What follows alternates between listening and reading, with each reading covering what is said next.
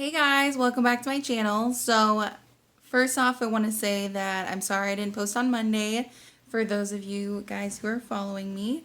But I just had a lot going on and I just didn't get around to it. That's just an easy way to put it. So today is going to be like a update on how I'm doing trying to conceive wise and a follow-up on my video that I made about my first infertility / fertility consultation. So if you guys haven't watched that one, definitely go check it out up here somewhere.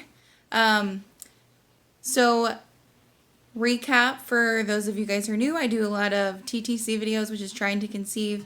Done a couple unrelated videos, but most recently, like last week, I went for my first fertility consultation with a new doctor. So I have a new doctor because my current work insurance is no longer in the network of what hospital I have been going to for my entire life. So had to find a new doctor. Had a really disappointing first appointment because when I got there, checked in, it got canceled because my new doctor got called in for a delivery. So I was a little upset about that.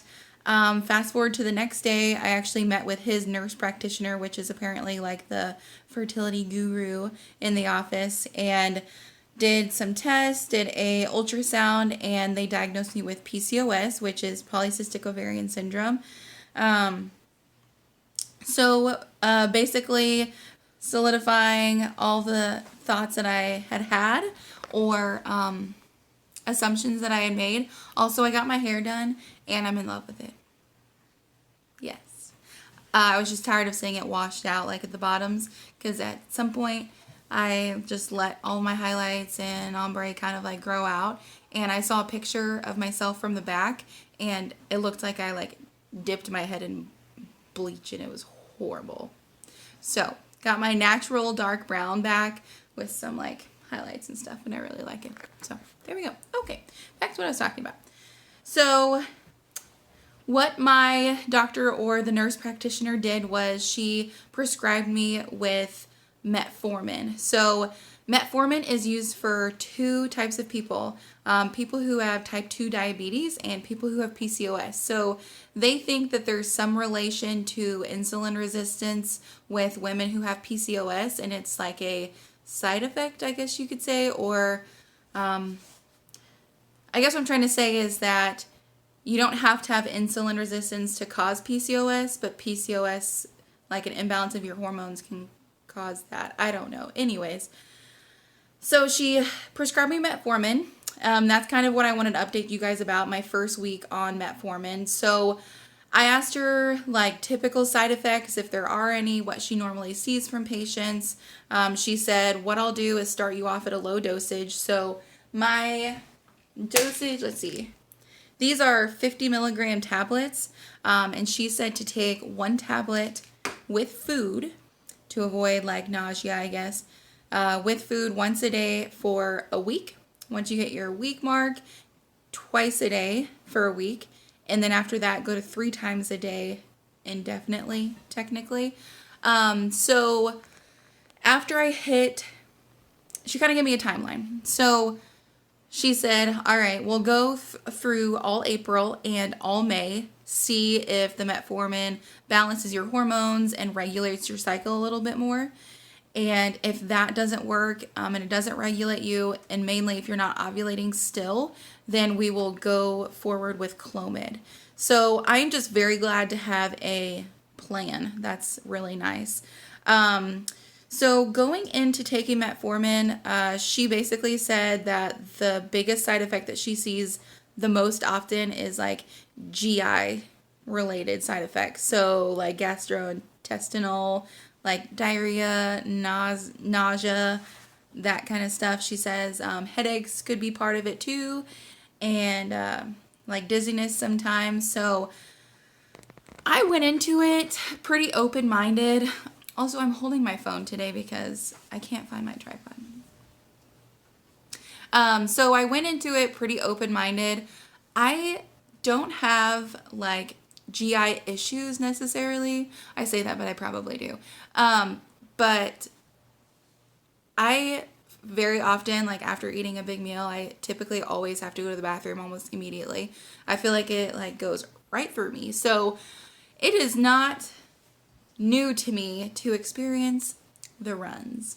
So knowing that, I kind of knew how to handle it. I knew the feeling. I knew all that stuff. So I know there's a lot of people that I watch videos on and they just like never get the shits.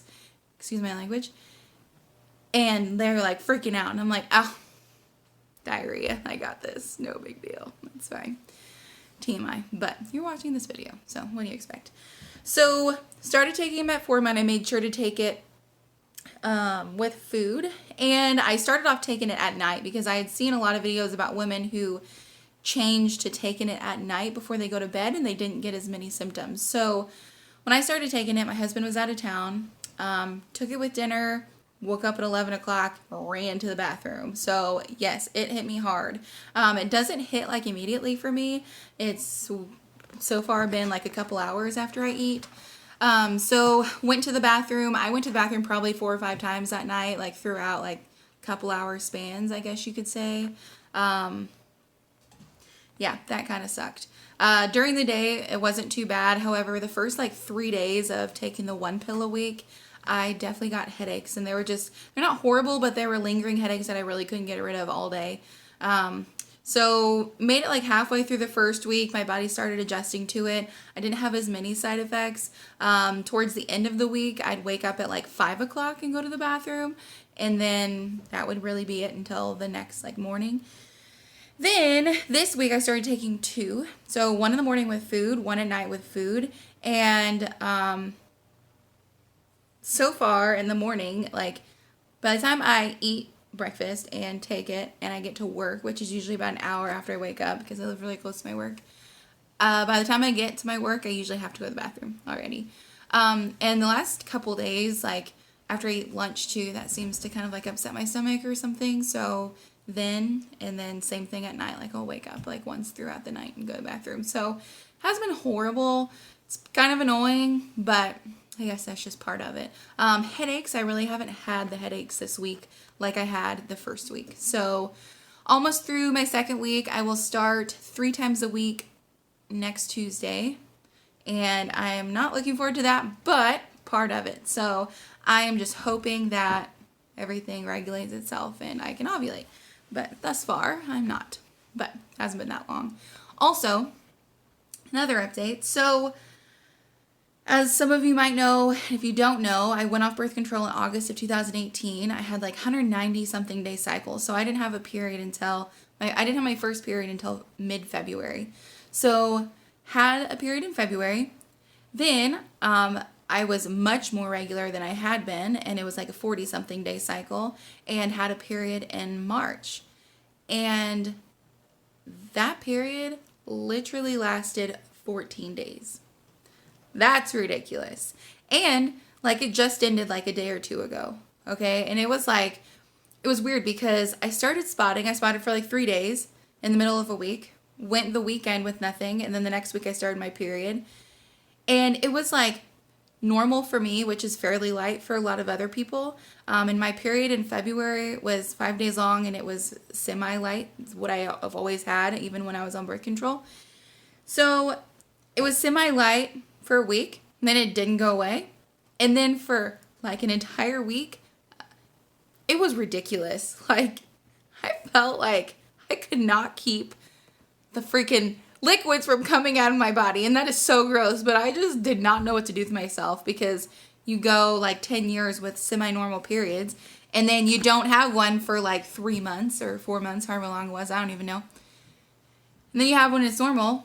Then your next cycle is like freaking 50,000 days long.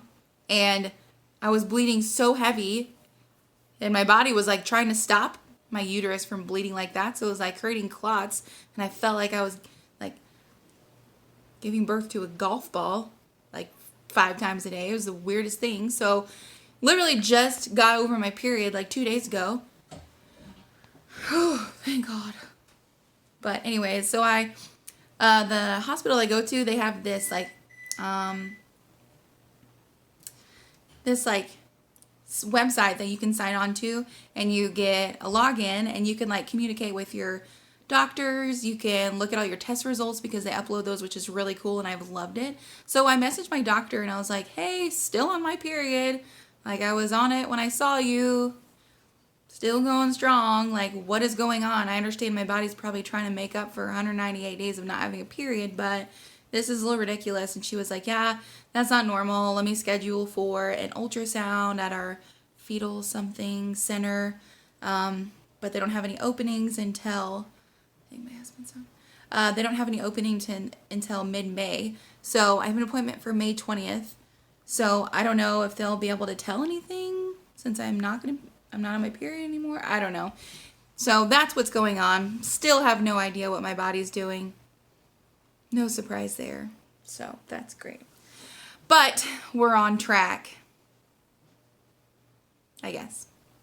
I don't know. Whatever that means. I'm on track. I'm moving forward. There's a plan in place. For whatever reason, I don't have a lot of hope for Metformin. I'm already kind of looking forward to Clomid, so we will see how that goes.